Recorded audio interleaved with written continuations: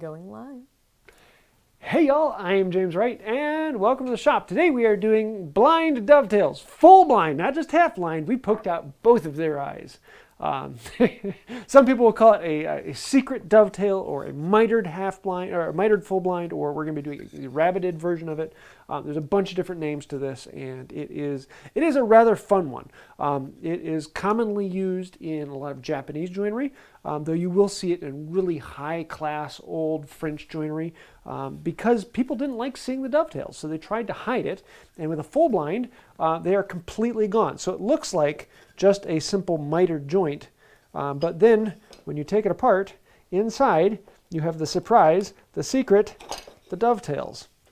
And this looks rather complicated, and to be completely honest, it is. It is a joint that you kind of have to wrap your brain around. And if you haven't done it in a while, you're probably going to want to do a couple tests because you have to re-wrap your brain around it. And so I have only done this, 4 or 5 times, and it's been several years since I've done it. So I had to do another one today just to get my brain back into it because this is one of those where if you're not thinking right, it's kind of hard to do. Also, this one, what's that? Would that be a case of the blind leading the blind?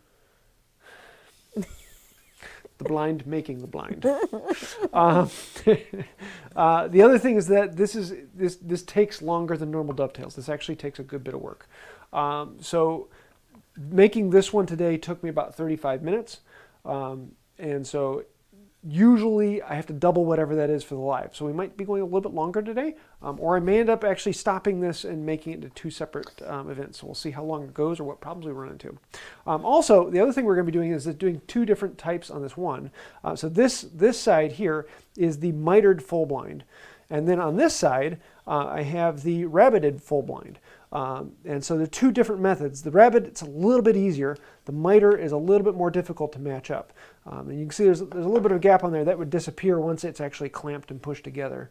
But on this one, I cut in the wrong place, and so I've got a cut line there we've got to fix on this particular one. So yeah, we're going to have fun with this. So if you have any questions, throw those in the chat, and my wife will try to stop me, but I'm going to try and head out on this. Let me show you a little bit more about this before we get into it a little more. If I take this apart, you can see here is the mitered side, and the rabbited side is over here. With the rabbited side, the half pin comes all the way outside, and that forms half of your rabbit on the other one. And the other one is just basically a half line shape. With the mitered on the other side, this one, the pin actually doesn't go all the way outside. It stops because we need that mitered section. And on this one, we have kind of this other piece out here, which isn't a tail, but it isn't a pin, and that just creates that 45. And so this is going to be a little more difficult, but we're going to try and do both of them in the same one, just like we did here. So the first thing we have to do is actually lay out a rabbit on this. And you can see here, let me grab something to mark, I'm going to show you with. Then this one, there's a notch in here. A rabbit comes out here and then sticks out. So it's in, I have about 3/16 of an inch. 3/16 to 1/4 inch is about the standard amount. Generally whatever your wall thickness is here, that's how far this goes in. And then it comes all the way out the outside here. So we have a rabbit here that needs to match on it. And both of them are going to get the rabbit. Also, we only need the stop line on the inside. We don't need the stop line on the outside. We don't need any marks at all on the outside here. So we need to mark the stop line. We need to mark this rabbit. We need to mark the 45. And we need to mark this rabbit. And so that's quite a bit. So I'm going to take these boards, and I'm going to flip them around. I'm going to connect them this way. And I like to start with the tails first. So we're going to hit work on this one. And I'm going to clamp this all into the vise. Any questions so far? Mm-mm. Nope. So if anyone does have questions, throw them in. I will try and answer those, but try and keep them task-oriented, because this is one of those things where you've got to keep on task, because if you're not focusing, it's not the way it wants. Now I've got tape on this side, so that is my reference face, and this will be the inside of the drawer. So let's come back over here, and I have a marking gauge set up. Number one, this is a mortising marking gauge, and one of them is set up to the thickness of the board. So this one is how thick is this board actually. And on that one, I need to come down We're working on the tail board, and so I'm going to mark all the way across this face at that depth. So that's my depth cut on this face. Now I need to lay out that rabbet, and so I have this other one set up to 3/16. We're going to come across the top, and I'm going to make one cut, one mark right across the top here, and then I'm going to make my rabbeted edge on this side. So on this side, I'm not going to mark anything diagonal because we need to put the miter on there. On this side, I'm going to carry around and put my stop mark here as well. And I'm going to continue this rabbeting mark down this side. I'll show you these marks in a moment. I'll flip it around. And I also need to mark down the rabbet. How far down is it going to come this way? And so for that, I'm going to use this same mark that I came in here, and we're going to mark off here. And I'm going to mark off on this side. The other side I'm not going to because that's the side with the miter.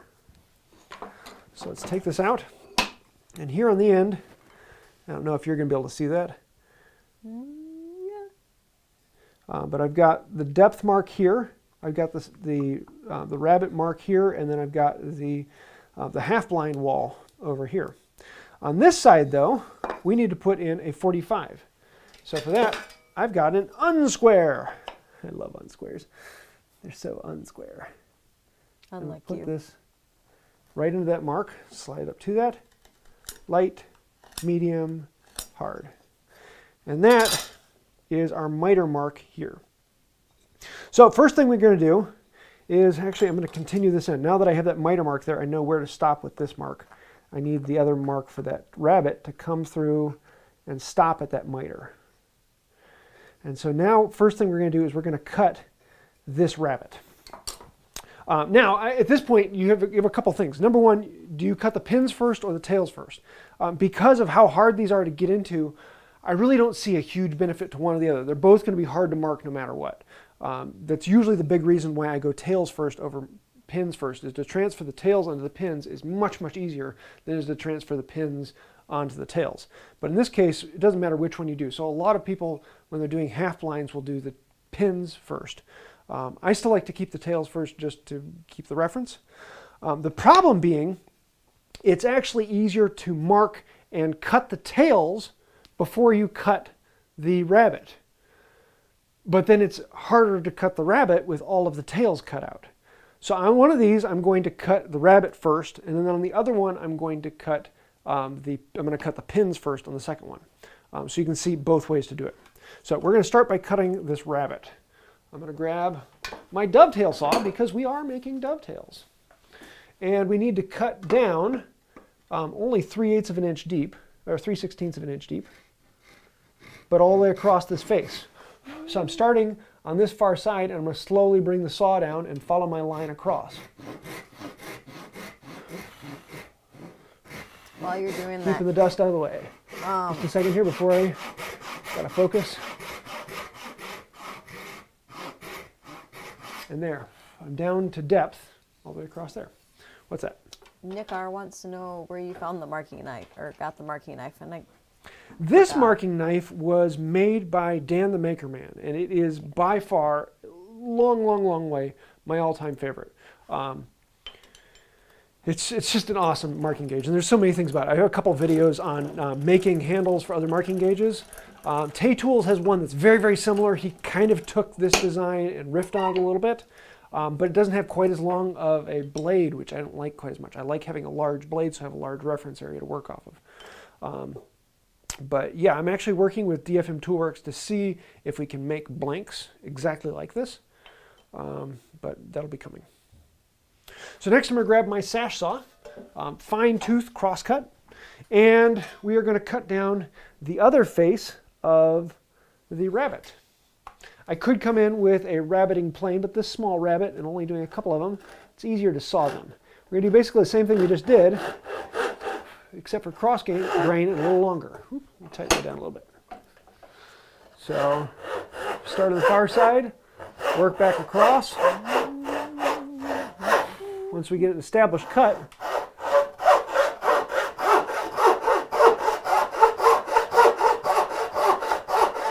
don't want to cut all the way through, I just want to cut down to that cut we just made earlier.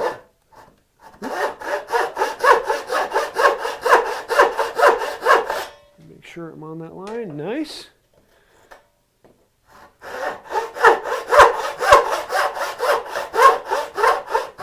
I'm taking a lot of the weight off of the saw. I want the saw to do the work, not me to do the work. Means we'll get a little cleaner cut. Almost there, just a little more here. Just like that. And before we go any farther, I'm going to come into the chisel. I'm just going to clean up that corner.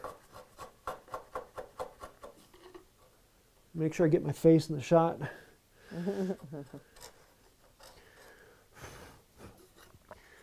And I actually need to do a little bit over here. Okay, look at that. We made a rabbit. The beginning part of this whole joinery. Now we need to lay out our tails on the top of this. So for that, it's going to be a lot of the same. I'm going to use dividers. I already have these ones set up with something similar. And I need to remember that I have a miter, there's the word, there's an M there, on one side. And so on that side, I need to start in a little bit farther. Because if you want to miter it, you actually start the tails and the marking in a little bit farther into the board. So what I'm going to do for this, make sure I'm focused, so I'm going to grab my marking gauge again. It's still set up with 3/16. I'm going to mark right on the top of this, get my hand out of the way, and I'm going to go up and down this surface here. Now I've got a line here in 3/16 of an inch, because on this one we're creating the little ledge that needs to be in here. So we can start our tail marking off of that. So if you look at it from the end, all the tails, or in this case the pins, are actually shifted over to the side. They're not centered out on the board. So normally you'd be having a miter on both sides, in which case then I would also mark this side, and I would start from there so my pins would be centered. But in this case, because we're doing the rabbited on one and the mitered on the other, they're actually off center a little bit. So for the dividers, I'm going to step in. Let me see if I can show this a little bit closer here. And focus. There we go. So I'm actually going to set it right on that line rather than setting it on the edge of the board. Put in a little weight. Step off. Walk it over. Then we'll start this one on the edge of the board where I normally would. I'm making these pins a little bit bigger. That makes them a little stronger. Also makes them a lot easier to cut. And since they're going to be hidden, there's no reason to mess with them. Speaking of which, making it hidden means that everything inside here, the actual tails being cut, you can make those rather sloppy. The only thing that's important is this very outside edge. 1, 2, 3, and 4 have to be perfectly sharp and clean. Those points have to touch. Everything else can be undercut a little bit and still not have a problem. Now I'm doing the tails. So I've got this square that allows me to slide. It's kind of like a combination square. And I'm going to set this right into that. Oh. Mark the top here. It's very important that these be square to the face. And if your back is square, the rabbit you just created, you could actually just use this and push it up against that rabbit to get the same thing. But I don't know that that's perfectly square. It should be, but I don't know it, so I'm going to keep this referenced on this face instead. Okay. How's the chat tonight? Oh, they are. No coffee talks? No coffee tonight. Christmas presents. Ah, that's right. We got the Secret Santa gifts should be going out. No, my Christmas in a week or so. presents. Not that. Oh, yeah. Haven't started making those yet. You're making my Christmas present?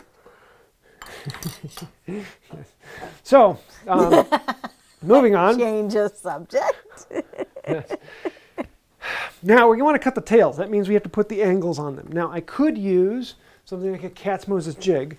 And the nice thing about the cat's Moses jig is that there's enough space in here, so I can put this on here and it's still not going to run into that ledge. So theoretically, I could cut with it. The problem is I'm going to be cutting diagonal from this point to this point, so my saw is going to be at a really high angle here. And if I put this on, it's going to be hitting this point. So the back of my saw would run into that point before it would cut very far. So I generally like to freehand them because I like freehanding. But also, it kind of is the way to do it. I mean, theoretically what you could do is get a taller saw, and then you could use a regular guide. But it is nice to just be able to cut to a line. Now on this one we have to be careful because this first one here, this one is going to be that weird mitered section. Did you mark the cut, no cut sections? You know, that'd be actually pretty smart. Let me just go ahead and do that. Because we're going to do here, need to get rid of that piece. And we need to get rid of that piece, and this piece, and this piece, and this piece. You'll notice I didn't actually mark the tails down here because I'm just going to freehand it. The only thing that is marked is this one here. That has to be 90 degrees. Well, actually, at this point, it doesn't have to be 90 degrees. But it's just got to be square. I'm cutting down, and I'm going corner to corner. So I'm cutting down to the stop cut here, and then just until it tips the top there. Taking my time. So from there to there, I haven't burst out the face, and I haven't gone below that line. And then on this one is the first tail. So I'm going to establish my cut across, and then I'm going to turn the saw to about that angle.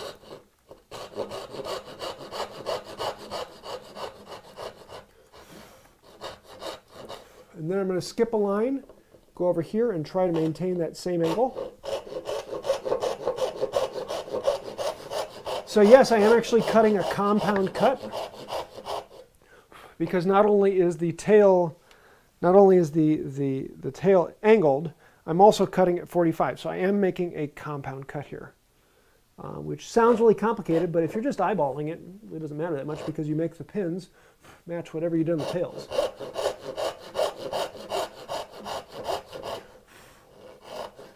Make sure I'm down to line and down to line. And one more over here.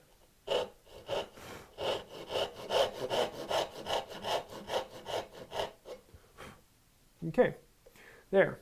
I've got tail, so I need to remove this waist, I need to remove this waist, I need to remove this waist, and then actually I need to remove this little bit here, and this tiny little bit here, because that needs to be a mitered edge. So, any questions while I reorganize things? Not that I've seen. Okay. I'm actually going to do a little sit down on the job because it's very useful to get a little closer to what I'm working on. Make sure the camera's in here because I'm going to actually cut these in. You can't come in with a coping saw. You can't really do anything other than carve them out. And that's really what you are doing. You're carving.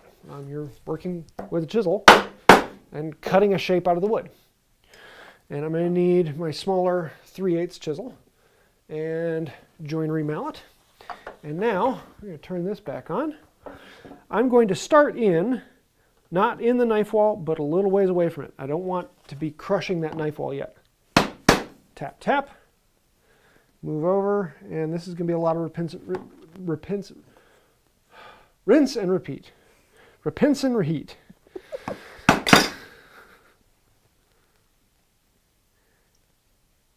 And I'm not going very deep right now. I don't want to really pound things in. Just going to come in here, pop out that little piece, and I need to get the smaller chisel. Where did I have the smaller? I thought I had the smaller chisel out. Nope, it's away. Need something that will fit in between this one and then this one. So we've gone down a little ways. Now I can hit with a little more vim and vigor. The other thing we didn't do is use the card scraper trick like we did with the half blind. And the reason for that is we're actually going at an angle into the wood. And the card scraper wants to follow the grain of the wood. And so it won't cut down at an angle very well. I could use it for this last little bit here on this mitered section, but I don't. The other thing I need to do here is because we're not doing that card scraper, I'm going to come in and clean out these a little bit deeper. I want to make sure that we've cleaned out the corner all the way. And here I want to be very, very, very careful because I could easily, as I'm pounding with the grain here, I could very easily just split this piece off on the corner here. I don't want to do that. Then come in from the end, pop out these pieces. I think I'm just going to switch over to this one. Don't know why I switched back. And rinse and repeat. Or pinch and reheat.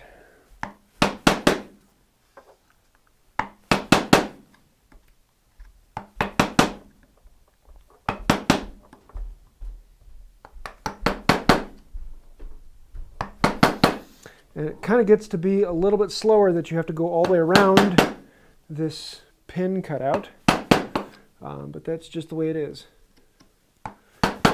With the pins, you could use the card scraper trick, but with the tails, it just doesn't work out well, unless you have a really, really shallow angle. And then again here, let's be slow and careful. We don't want to split out the wood. Ooh, that was close. Put a little more pressure on there than I wanted. So because I was seeing this corner split a little bit, or just like bend a little more than I wanted, it didn't quite split. I'm not going to cut down on that sidewall anymore. I'm just going to cut straight down on the back because I don't want to risk it. At least not live. Mm-hmm. For some reason, all of the problems come out when I do things live. It's a good learning experience, though, so I guess that's a good thing. I'm also rushing quite a bit more because I'm trying to get things done in a timely manner. I have a question when you're ready. What's that? Richard Buckman wants to know, could drilling ever be a faster way to do it? Maybe a little bit, but not by much. The amount of time it would take to, I mean, if you're doing a whole bunch of them, maybe, but you're going to want to have a drill bit set up for it. You're going to want to put some time into actually getting the drill bit ready to go. And you're removing a good chunk of waste with that, but you would still have to come back in and really detail and do a lot of the exact same chopping you're doing here. So it wouldn't save much time, but it might save a little. So we're getting close. I think this will be the last time going all the way around them.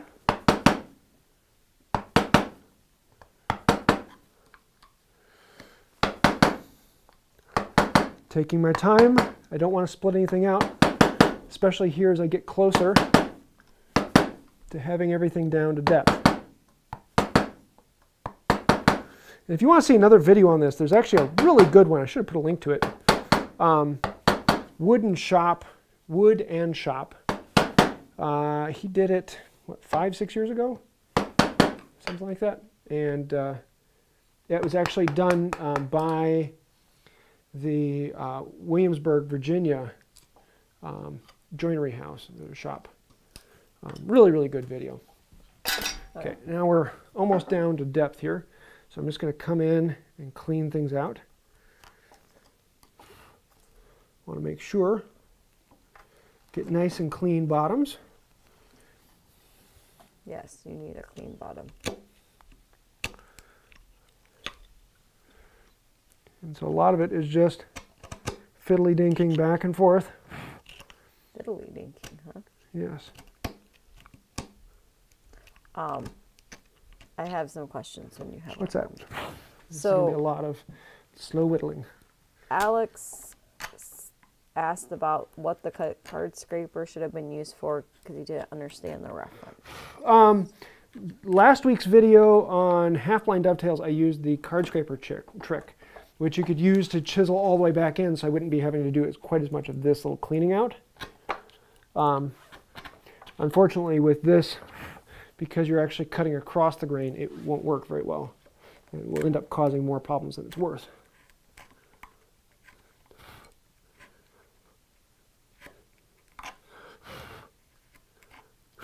Okay, they're mostly cleaned out. I'm just going to do a little more detail with this one.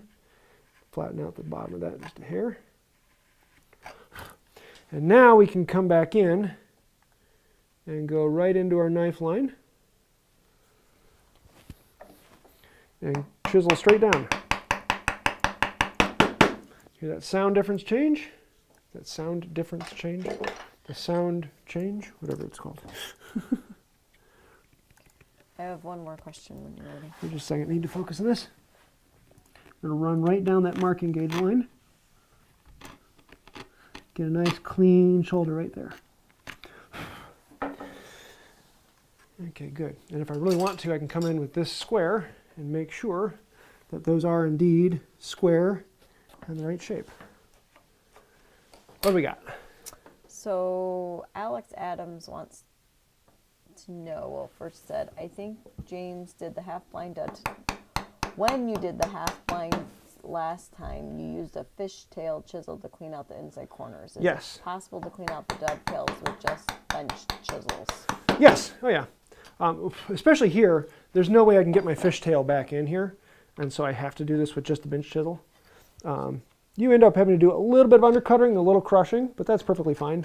The other thing you can actually do is carve out the corner of the pin that goes in there, so it's not pushing into anything. But yes, this whole thing I'm just doing with these bench chisels right here. That one's good. And one more on here. You can see how these can get really, really fiddly, really, really fast. But the feeling when they actually go together, they look good when they go together, is incredibly phenomenal. The problem is, usually the first time you do it, you put them together and they don't go quite the way you expect them to. Because this is one of those joints that really is a skill level joint. Most people can make it functional. That's not a problem. But making it pretty and fully detailed, that takes a lot of extra work. Let's see, how's this? Good. Okay, there are our tails. And just like that, we've got a tailboard. We're at 27. Okay, so we might be able to do this in under an hour still. Well, okay, I still have to do the miter on here. Never mind, I talked too soon. So now we got to come in and cut this miter. I'm going to use my dovetail saw to do that. Move this over. And I'll show you what this looks like. There we go. So for this one, I cut that line a little earlier.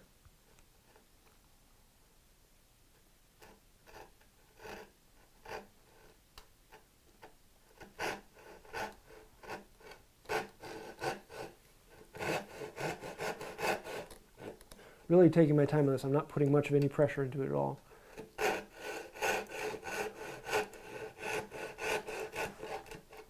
Okay, because I want a nice clean edge there. I want it to come right off of the saw. And I could always overcut it a little bit. I'm going to come in and just clean up those little wisps on there. So there's our 45-degree shoulder on there. Now we also have to cut this edge at 45 degrees. And so for that, I actually like to do that with just a simple chisel. So let's see, there it is. This one I'm going to come in, and I'm going to play connect the dots. The important thing is, don't touch the outside corner. This outside corner here, as long as you just come right up to it, that's all that matters. You can undercut the inside a little bit, and it won't matter at all. This is not a glued joint here. At least this portion of it isn't going to have any structural integrity to it at all. So you don't have to have a good gluing surface back in here. Now I could come in with a shoulder plane, and I may show that on the other side, but I find that to be a little bit less accurate and will cause a little more problem than it's worth. So I'm just slowly going across little bit by little bit. Taking it down, shaving by shaving.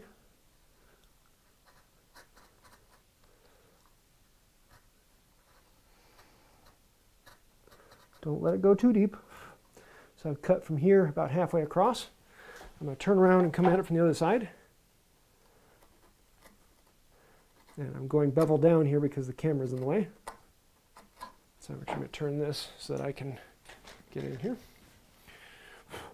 I'll show you what it looks like when I'm done. Are you ready for a question? Yeah, what you got? So Timothy Mallon wants to know, what is the reason you'd choose a full blind dovetail over a half blind or a normal one? It shows off your skill and quality of work. Or if you're trying to follow a Japanese tradition, a lot of particular traditions really stayed away from showing joinery and tried to hide it at all costs. And I mean, historically speaking, the dovetail was an ugly joint that you tried to hide. You tried not to let anyone see the dovetails, which we kind of feel is odd. But back then, that was the way it was. You didn't show your joinery. So let me show you what we've got here now. And so here is our joint thus far. We've got the rabbeted end on this side and the mitered end on this side, and then tails in between. So now we need to make the pins to match these.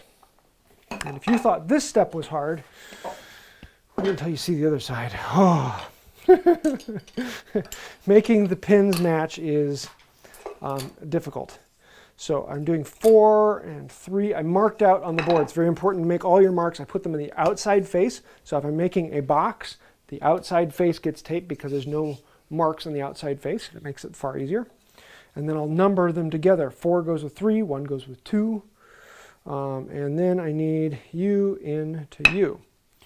So first thing we need to do on this one is we're going to make all of those exact same marks we made before with the rabbet and the outside edge and the inside edge.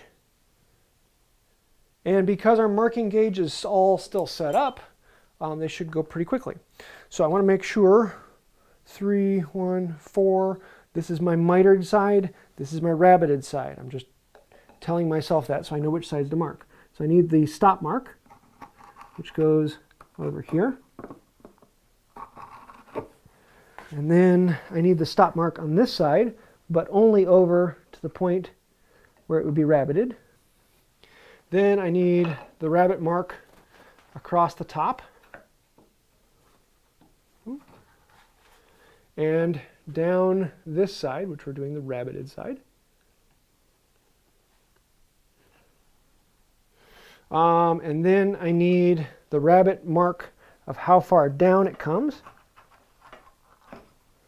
on that side and on that side. And then on this side, just to the miter mark, which I don't have on there yet. So I'm just eyeballing where the miter mark would be. So now we can rotate it over and put on our miter mark. No, not that one. This way. Let me move this over here so I can get my hand on this side of it. Yes.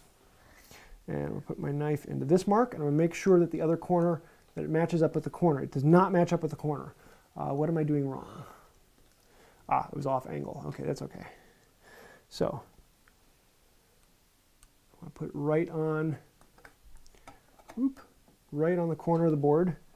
It should match up with, there we go. Should be. Should match up with. So this miter should match this miter when they socket into it. Okay, now on the other one, I cut the rabbet first and then laid out the tails on it. And this one I'm going to show you doing it the other way. But I need to transfer these onto here, like that, right? Like that. Yeah, I want that in there, just double checking my measurements and marks. Okay, we're good. So I'm going to use the exact same thing I normally do with these. I'm going to put this on here, flush to the face of the block plane. And this will allow me, make sure we're still, want to get a nice flush top in here. There we go. I can move this back, and I want this one. And then I can put my holdfast on here. Now what I like to do is grab my square, because I want two things on here. Number one, I want this to touch there.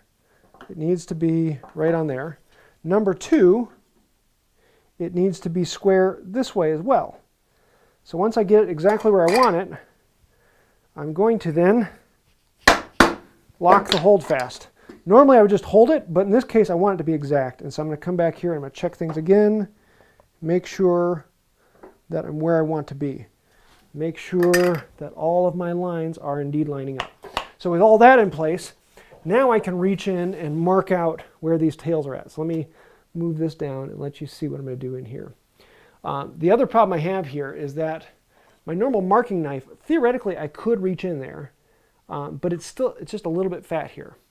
So I've got a chip carving knife that I'm going to use instead.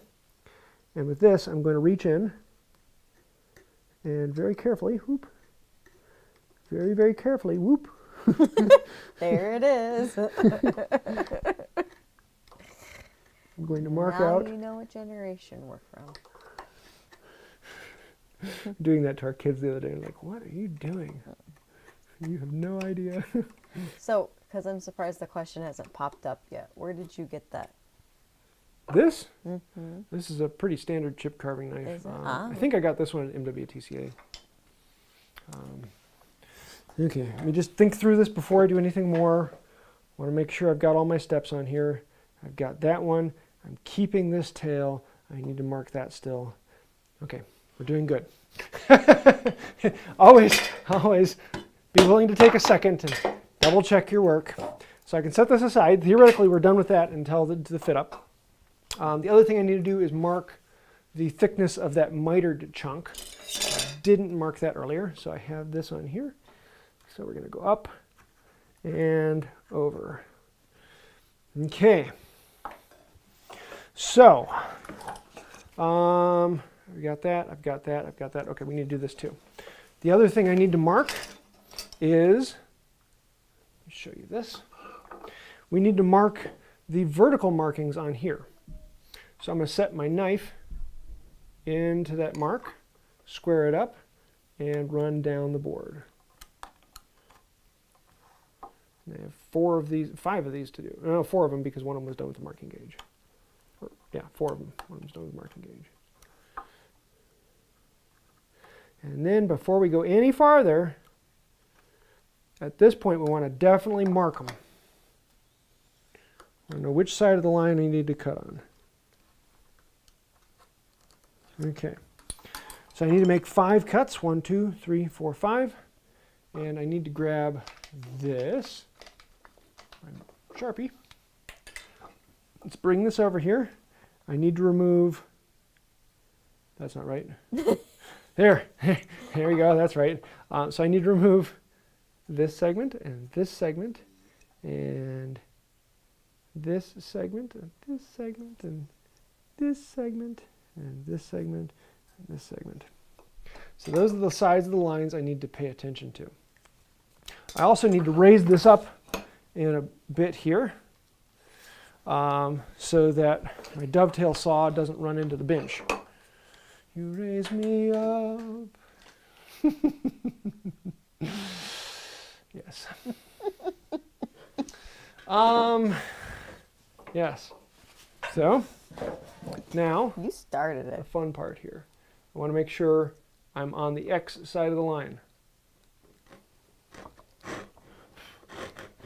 I'm going to follow my mark across the top, but don't go out the other side. Just play corner to corner, and then come down.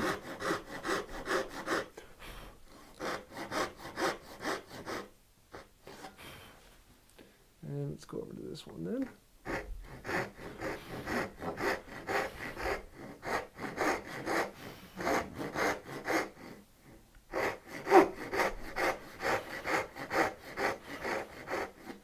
Okay, back over to this one. 2 of 5 cuts done.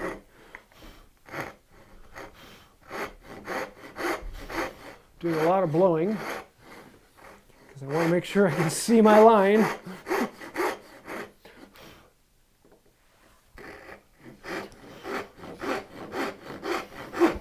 I don't know how many times I've watched a YouTube video and I've been trying to blow at the screen, trying to get the dust out of the joint.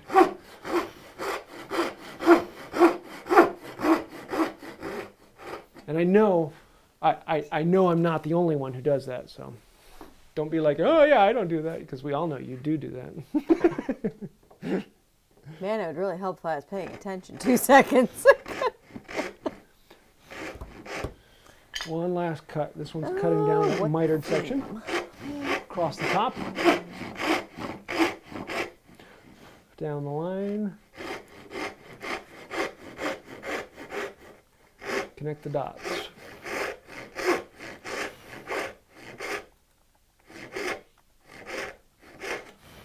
You'll also see a lot of antiques where the cuts, rather than stopping at that line at the top, they actually come farther down the face. It allows you to get more material out of there, but you're going to have a saw cut you'll see later on. So yeah, if you like doing that, then fine. Now before I move on any farther, I'm going to do this miter cut. Why? Because it's one that I can get done very quickly and very easily. And so I might as well do that now rather than having to mess with it a little later. There we go. So, start over here. We're going to do the exact same thing we did here, but only cutting down 3/16 of an inch.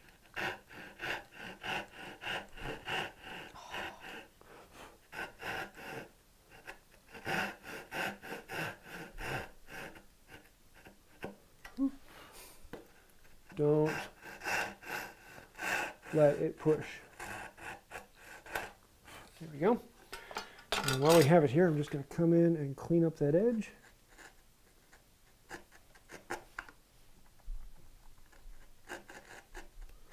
You might want to undercut it just a little bit, because why not? Okay, now we have to remove the material from the 2 tail slots.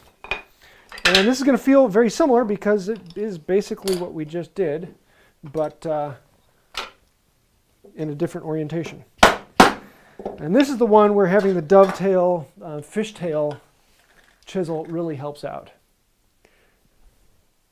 Let me back this up just a little bit so you can see what I'm doing here. Here we go. Okay, and this one I can do all with the 1/2-inch chisel. Where'd my 1/2-inch chisel go? Did you have your 1/2-inch chisel? No, I didn't have my 1/2-inch chisel. Okay, we're going to use the 3/8. That works well. Out of my marking gauge line. Grab Thor's hammer and chop in. Oh, that one's pretty low-key. Oh, that's good. I like that. Got that one for free, folks.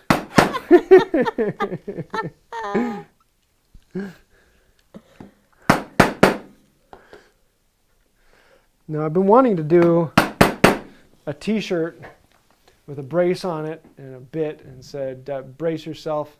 This shirt is a little bit boring. Just haven't had the time to draw it up. So if anyone wants to draw that up, there's a free shirt in it for you. You just couldn't stand me having a good joke. You had a... Now I've gotten most of it established. I can come in and whack it. And also on this one, I don't have that delicate little piece out on the end, so I can be a little bit more vigorous. Very vigorous father. That is such an underrated movie. That is. Okay, who in the chat knows what movie that is?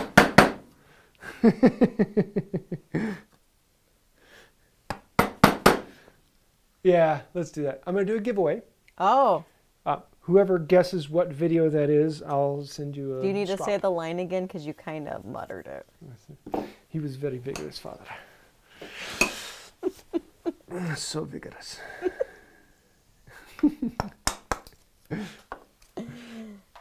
What are you going to give? Whatever. Okay, and then it's more of the same. Rinse and repeat of chop in, pair out, chop in, pair out. Ooh, someone super chatted.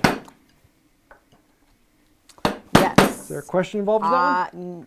No, and I'm not sure I'm going to say this name. Wei Huang says, Merry Christmas, because we were talking about what we talked about in the chat. So thank you. Ken Carlisle, the reference is, he was very vigorous, father. It's a movie line, except he was father. What did you do? I don't know if anyone saw that. You can zoom in a little closer so you can see. But I went down a little bit far on this. Let me see if I can pop it back out. Yeah, it's bowing. You can see it sliding out there. So I need to be very, very careful. I'm going to split that off. Cisco got it. The first guess. Woohoo! That the first video, first one to post a video name? And Alex was just behind. Send me an email with your contact information and I'll get a strop in the mail to you. Well done. We should do more of that. I love movie references. Movie references and music lines. I love doing the music trivia. Okay, do you still want to be in the big camera? Yeah. Okay. Because they keep saying I didn't show that earlier. I'll show you the split a little farther out. So yeah, here I was cutting down on this one. And if I tap it down, I don't know if you can see that. It's just wiggling out a little bit. So you need to be very, very careful not to tap down more there. Here I was like, oh yeah, you don't have to be careful here because got rid of that weak joint and I tapped it a little too hard. I guess you have to be some careful. Don't be as dumb as me. It may sound like I'm really pounding, but I'm just lightly tapping. Here, I'll back up and show you the actual amount that I'm tapping on here. I saw Just basically letting the hammerhead bounce. Mallet head. Maybe I did that way. This one and one more, and we'll be at depth. There was a good joke I saw earlier.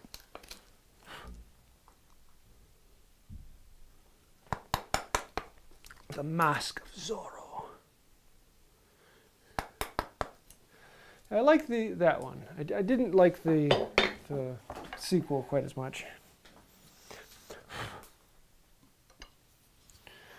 We should watch that again. We haven't done that one in a while.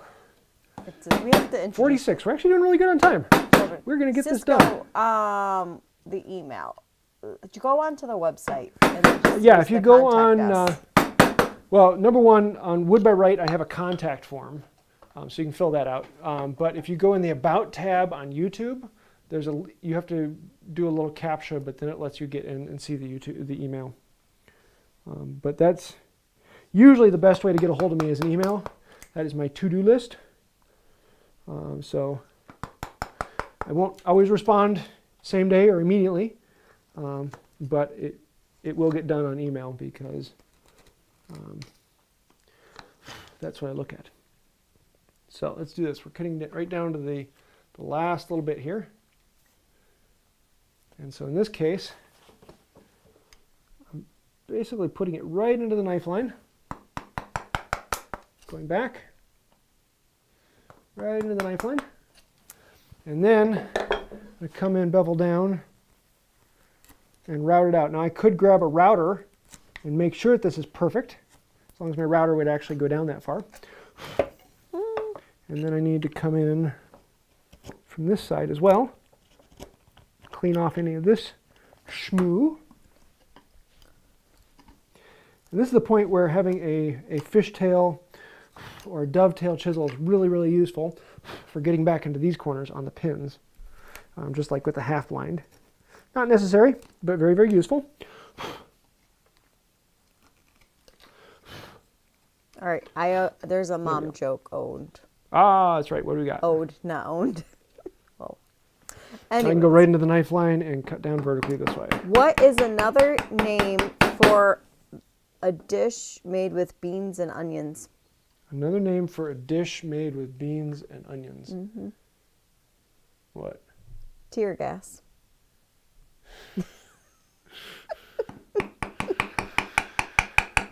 You ain't lying. Tutti fruity. No, onions aren't. Just like Mama used to make. There's another good movie.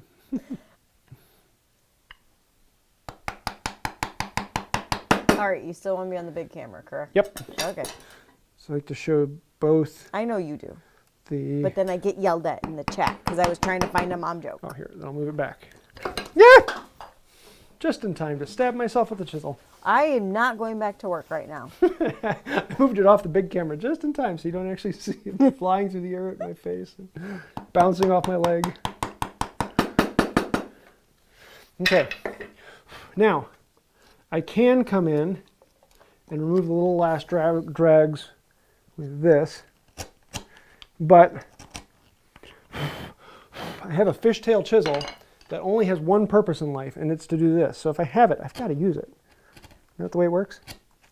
That allows me to get tight into that corner, into there, and then tight into that corner, into there. And we can just work our way. The last thing we have to do is cut the rabbet, which I didn't do earlier, because I did that earlier on the other one. I could have done it before actually removing the waist here. That might have made it a little bit easier. As long as it gets done in the end. That's what's important, right? So let's come in and check these, make sure that they are square. And they are. Okay, take this off. Moment of truth. Well, not exactly. Well, I can do the initial test. So let's go ahead and do this, because I still need to remove the rabbet material here and I need to chamfer this. But this will let me know if my tails will fit, and they should be. Ooh, wow, ooh, oh, that's pleasing. That's actually a really nice fit. I like that. I mean, it's good and solid. Here, back up a little bit. It is really good and solid, but just enough that it wiggles out. I like that. Wow, that's every now and then a half-blind dovetail finds a worm. Yes. Okay. Cutting the rabbet. There we go. I'm so pleased with that. I forgot what I was doing. Now we need to cut the rabbet on the top of this. So we're going to start with this one. You only need to cut down 3/16 of an inch here.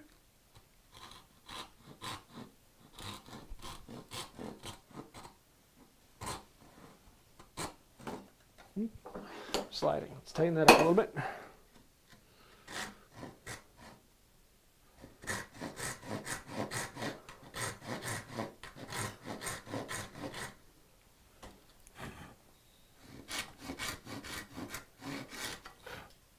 There's our depth there. And then we need to cut down this face.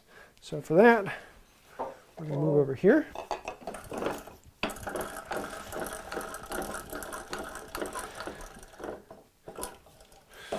And if I were to make a bunch of these, then I'd do a lot more gang cutting, or not gang cutting as in cutting multiples at the same time, but as in I would do all of the tails at one time, all of the rabbets at one time, and so on. That would save a little bit of organization.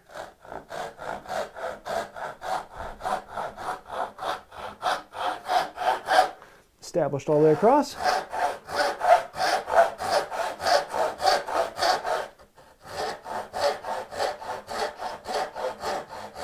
Down to depth on this side. Oop, don't push, James, don't push.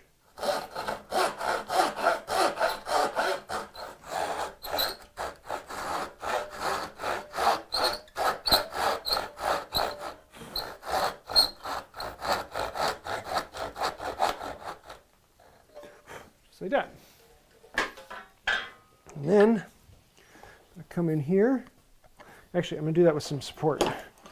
Pushing in open air is a recipe for disaster. Just clean these up a little bit. A little bit of dross in that corner.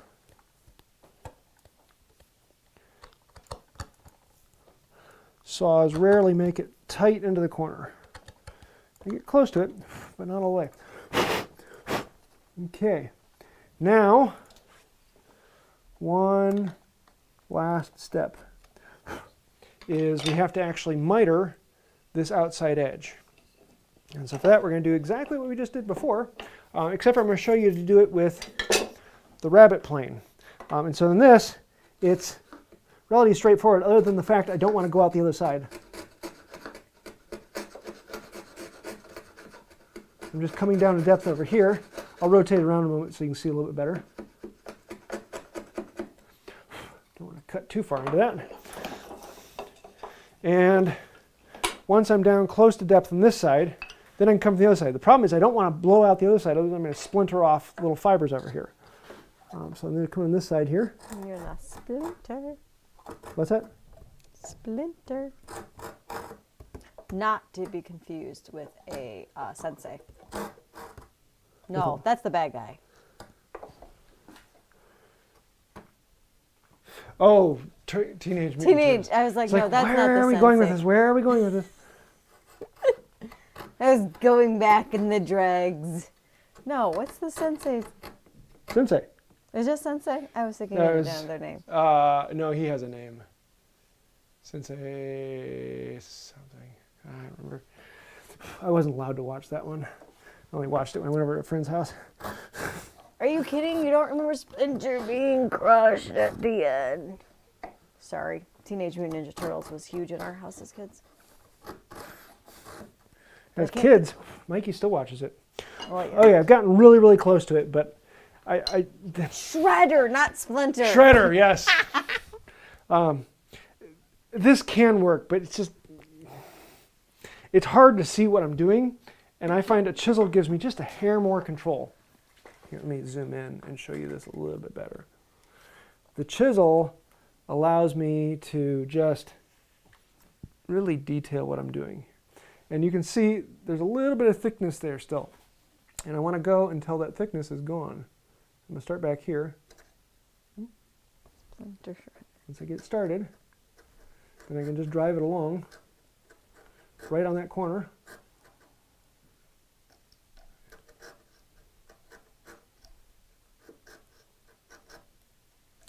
And so now, from there to there, I don't have a thickness. That's come right to that point. There is a Splinter character. There is? Yes, I swear there was. Splinter is the sensei. Okay, I'm not crazy. Splinter's the sensei, really? Okay. Master Splinter or sensei. Okay, I was right. He just wasn't the bad guy.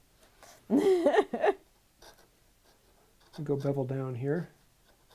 Switch cameras. Am I? Oh, I am on that one. Ah, sorry. There you go. Okay, you can see here, I've got a little bit of thickness to the top edge, and right here, I'm right at that thickness. So I'm just getting rid of that last little bit here. I'm doing it bevel down right now because I don't want to flip the board around. It makes it easier for you guys to see.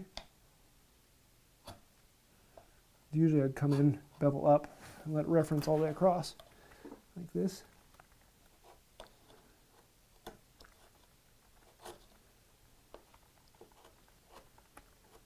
And there we go.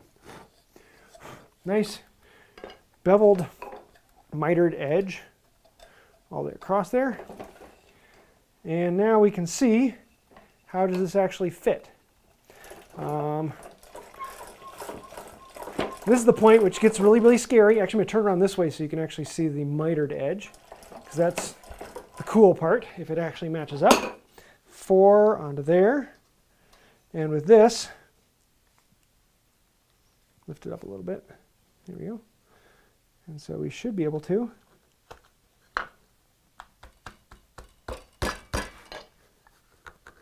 That's not too shabby. A little bit of cleanup work. Let's see what we've got here. Got a little bit of gap there, but is that gap because it's not square, or is that gap because, yeah, the gap's because it's not square. You can see how it's moving out there. So if I pull this back in, that gap should disappear. It's not pulling in all the way. So something is stopping this board from pushing all the way down flat. And the problem with a full blind is you can't see anything in there to know what is stopping it from going down. So what I want to look at is, first, I want to look at the miter and see, is the miter actually stopping it? And in this case, no, the miter is not stopping it. Here, let me do this first. No, the miter is not stopping it. So something inside the joint is stopping it from going all the way. Oh, it slides in that way. Oh, well, maybe that's why. Okay, good. That makes it a little easier. I was thinking, you can't see the tails and pins, so I was trying to pull this one out, and it wasn't coming out. So I've got something. Ah, I see. Let's see. I see. Yep, okay, there it is. So this shoulder here inside is not square. It actually tips up a little bit in the back. So Thankfully, that's an easy one to fix. Grab the chisel in here.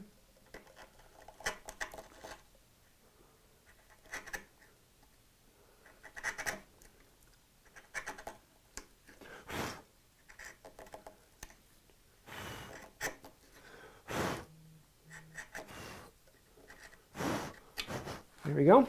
Let's try this again. 3 and there and there.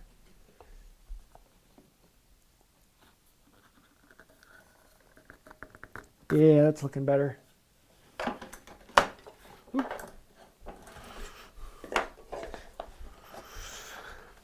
Okay, let's put the square on there. Yeah, that'll squeeze up. And so, I mean, you're always going to see a little bit of a gap right now until I glue it and clamp it. But I can tell when I put the pressure on there, that then disappears. So yeah, there we go. Which way? Oh, the other way. So I've got 2 on here now, and this is the one I did earlier. And wiggle free. This is the one I did now. We'll be done in a minute. And the natives are getting restless. There we go. Full blind dovetail joint. Oh, I didn't show you the difference. Well, here, if I flip it around. So if I've got the, here, put it on here. You can see the rabbited joint here, how it comes together. That one's a little bit sloppy. So I got a bit more of a gap there. I cut back to the line a little bit past. But that's where the way the rabbited joint then looks. Or, oh, here. Or you could just flip the board over. And then you've got the mitered joint. So if you really want to make them disappear, that's how you do it. It is not a particularly easy joint, but once you try it 2 or 3 times and you wrap yourself around the actual geometry in it, it comes together, and it's one that can be done. It just takes a little bit of get to it. But you don't use math once you graduate. Yes. So any last questions? Yes, we have a couple actually. Okay, let's see what we got. So, I forgot to put a timestamp on that one. I'm going to have to go back. Nick R. asked, when you were measuring out the dovetails, does board flex caused by the holdfast cause any issues with marking the pins? That's why I checked it again. So when I set it all up, I checked it, I hit it down, and then I checked it again to make sure it didn't move anywhere. So yeah, that's something to keep in mind. Make sure it doesn't move around. But actually, the top board flexing, no, that's not going to make a significant difference to the marking. I mean, in a fully geometric way, yeah, there is a slight difference there. But in the actual reality of putting it together and laying out the marks, no, it is an immeasurable, tiny little bit that isn't going to matter in one way or there. What's next?